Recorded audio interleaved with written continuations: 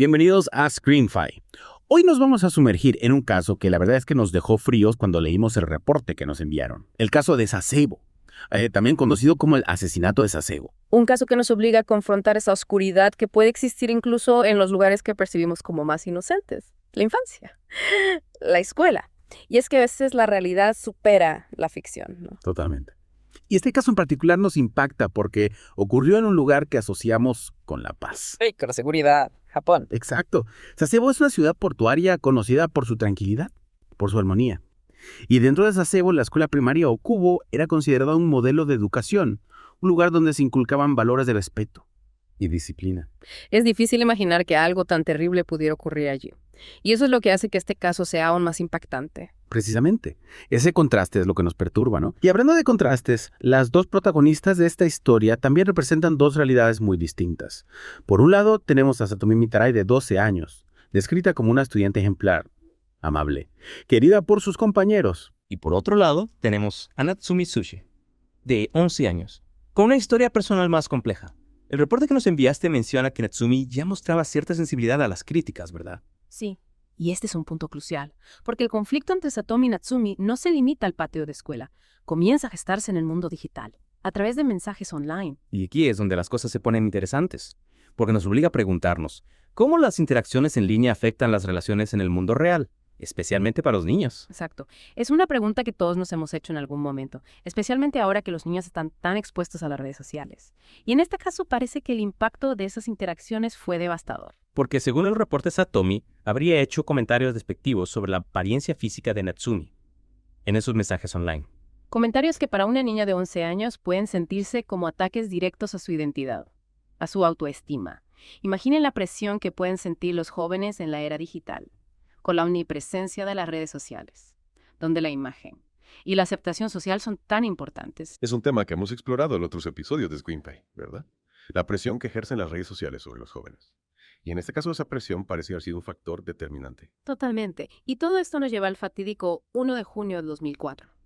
Un día que comenzó como cualquier otro en la escuela primaria Okubo, con la rutina escolar habitual, pero que en cuestión de minutos se convertiría en una pesadilla. Porque durante la hora del almuerzo, Natsumi atrae a Satomi a una aula vacía. Y allí con un cúter la ataca brutalmente.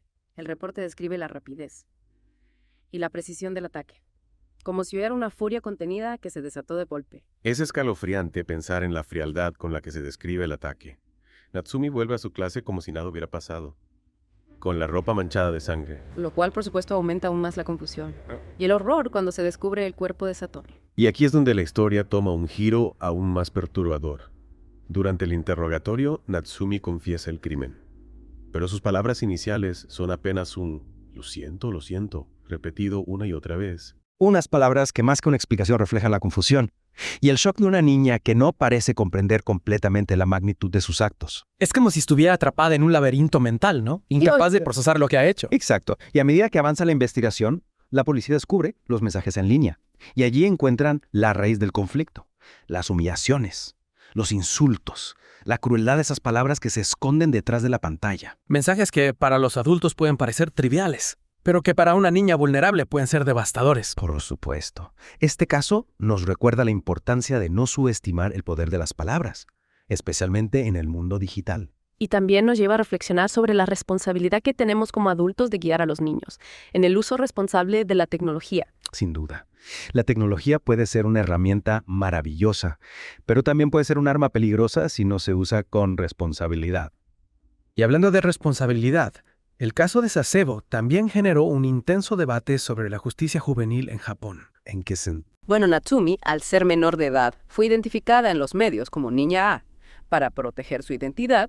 Sin embargo, su nombre real se filtró y su imagen, especialmente una en la que usa una sudadera con la palabra nevada, se viralizó. Se convirtió en un fenómeno de Internet, ¿no? La imagen de la niña nevada. Exacto. Y esto planteó una serie de cuestiones éticas sobre cómo se informa sobre casos que involucran a menores y cómo evitar la sensacionalización de la violencia. Es un tema muy delicado. Y en cuanto al sistema judicial, ¿qué ocurre con Natsumi? El caso provocó un debate sobre si el sistema estaba preparado para manejar un crimen de esta magnitud, cometido por una niña tan joven. Se cuestionó la edad de responsabilidad penal, la eficacia de las medidas de rehabilitación. Es decir, obligó a Japón y en cierto modo al mundo, Mm. a repensar cómo se aborda la violencia juvenil, reconociendo que puede surgir incluso en los lugares que consideramos más seguros. Precisamente. Y ese es uno de los puntos clave que este reporte nos invita a analizar. No se trata solo de entender qué ocurrió, sino también de reflexionar sobre cómo prevenir este tipo de tragedias en el futuro. Es una lección que va mucho más allá del caso en sí mismo. Y aquí en ScreenFi nos interesa ir más allá de la superficie, explorar las capas más profundas de estos casos que nos conmocionan. Totalmente. Y a medida que nos adentramos en los detalles de la investigación, del juicio y del impacto que tuvo este caso, iremos descubriendo más capas de esta compleja historia. Y lo haremos, por supuesto, aquí en ScreenFi, donde exploramos los casos más impactantes del mundo criminal. Casos que nos obligan a confrontar la oscuridad, a hacernos preguntas difíciles, a buscar respuestas que nos permitan construir un mundo más seguro. Exacto. Así que prepárense porque este viaje a las profundidades del caso Sasebo apenas está comenzando. Después de la pausa regresamos con más de ScreenFi. ¡Claro! Volvemos en un ratito En un momentito. para seguir con este caso que está Ya van a. dándonos mucho de qué hablar. Sí.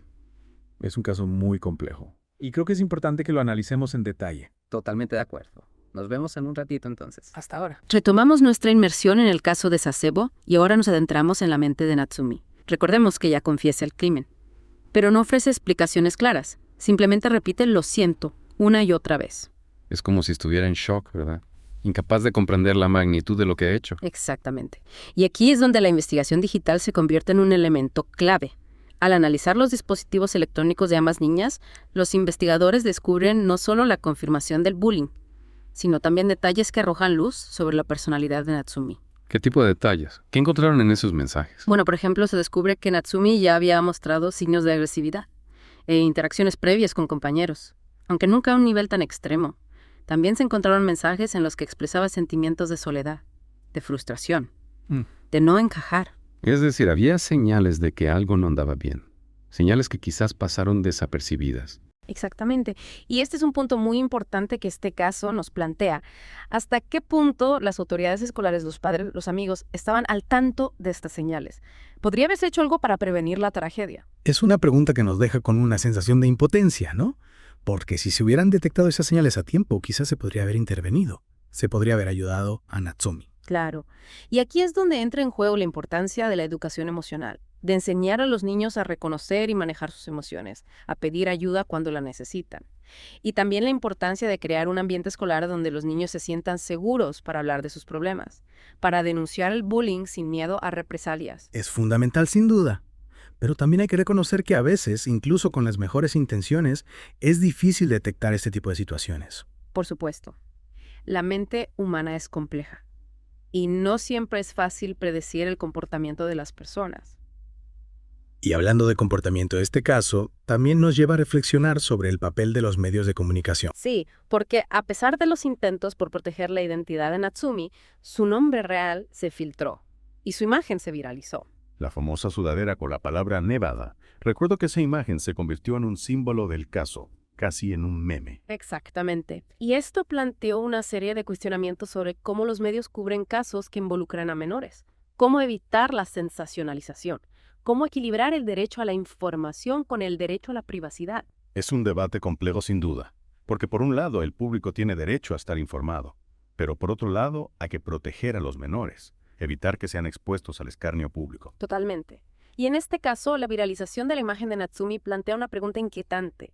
¿Hasta qué punto la sociedad contribuyó a la estigmatización de esta niña? ¿Hasta qué punto la convertimos en un monstruo sin comprender la complejidad de su historia? Es una pregunta que nos interpela a todos, ¿no? Porque a veces en nuestra necesidad de encontrar respuestas fáciles de simplificar las cosas, caemos en la trampa de la deshumanización. Exactamente. Y es importante recordar que detrás de cada titular, de cada imagen que se viraliza, hay personas reales con historias complejas y dolorosas. Y en el caso de Natsumi, esa historia estaba llena de dolor, de soledad, de frustración. Es importante que en ScreenFi abordemos estos temas con sensibilidad, con la intención de comprender, no de juzgar. Por supuesto. Y a medida que nos acercamos al final de esta inmersión, vamos a adentrarnos en los detalles del juicio, en las evaluaciones psicológicas, en el impacto que este caso tuvo en la sociedad japonesa. Porque el caso de Sasebo no se limita a la historia de un crimen, sino que nos abre la puerta a un debate mucho más amplio sobre la justicia, la responsabilidad, la complejidad de la naturaleza humana. Precisamente. Y a medida que exploremos esos temas, los invito a reflexionar sobre las preguntas que este caso nos plantea. ¿Qué podemos hacer para prevenir la violencia? ¿Cómo podemos construir una sociedad más justa y compasiva? Son preguntas que no tienen respuestas fáciles, pero que son fundamentales para construir un mundo mejor. Y aquí en Screenfiles seguiremos explorando estos temas con la intención de generar conciencia, de promover el diálogo, de buscar soluciones. Exactamente, porque solo a través del conocimiento de la comprensión podemos empezar a construir un futuro donde este tipo de tragedias sean menos frecuentes. Y llegamos a la parte final de nuestra inmersión en el caso de Sasebo. Y aquí es donde el reporte nos lleva al corazón del debate. ¿Qué tipo de justicia se aplica a una niña de 11 años que comete un crimen tan atroz? Es una pregunta que nos deja sin aliento, ¿verdad? Porque por un lado tenemos la gravedad del acto, la pérdida irreparable de una vida. Y por otro lado tenemos la edad de Natsumi, su inmadurez, la posibilidad de que aún pueda rehabilitarse. Exactamente. Es un dilema ético y legal que ha generado mucha controversia. Durante el juicio se presentaron pruebas de los mensajes online, del historial de comportamiento de Natsumi.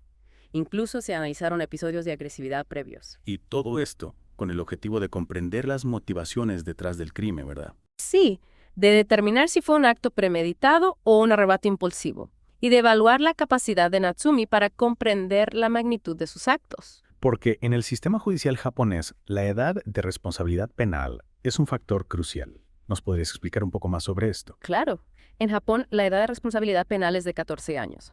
Esto significa que los menores de 14 años no pueden ser juzgados como adultos, incluso si cometen delitos graves. Entonces Natsumi, al tener 11 años, se encontraba en un limbo legal. Exactamente.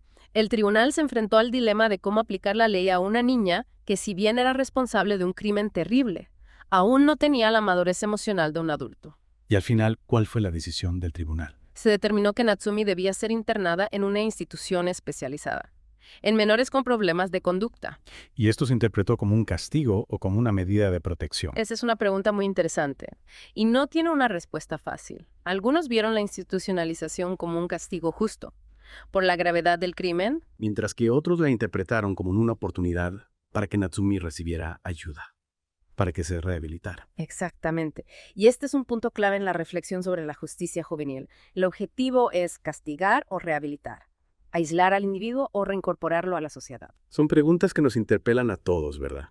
Porque la justicia no se trata solo de castigar, sino también de buscar soluciones que permitan a los individuos reintegrarse a la sociedad. Totalmente. Y en el caso de Natsumi, la institucionalización le brindó la oportunidad de recibir terapia, de trabajar en sus problemas emocionales, de aprender a manejar su ira. Es decir, se le dio una segunda oportunidad. Exactamente. Y eso es algo que hay que destacar, porque a veces en nuestra necesidad de encontrar culpables de castigar, nos olvidamos de que la rehabilitación es posible, que las personas pueden cambiar. Y el caso de Sasebo nos recuerda que la justicia no es un concepto abstracto, sino que tiene un impacto real en la vida de las personas. Por supuesto. Y más allá de las sentencias y los castigos, la verdadera justicia implica comprender las causas profundas de la violencia, abordar los problemas sociales que la generan, trabajar para prevenir que este tipo de tragedias vuelvan a ocurrir. Es decir, un enfoque integral que involucra a toda la sociedad. Exactamente. Y el reporte que nos enviaste nos deja con una serie de reflexiones que van mucho más allá del caso en sí mismo.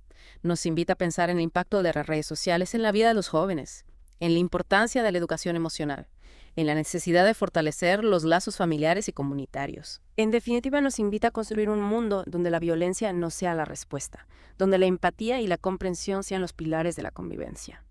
Y aquí en Screenfiles seguiremos explorando estos temas, buscando respuestas, generando conciencia, porque creemos que el conocimiento es la mejor herramienta para combatir la oscuridad. Totalmente. Y aunque el caso de Sasebo nos confronta con la crudeza de la realidad, también nos recuerda la importancia de la esperanza, de la posibilidad de cambio, de la construcción de un futuro más justo y humano. Y con esa reflexión concluimos nuestra inversión en el caso de Sasebo. Esperamos que este viaje a las profundidades de la mente humana les haya hecho reflexionar, les haya generado preguntas, les haya dado un nuevo punto de vista sobre este caso que conmocionó al mundo. Gracias por acompañarnos en Screenfiles, donde exploramos los casos más impactantes, los que nos obligan a cuestionar nuestras propias percepciones. Hasta la próxima.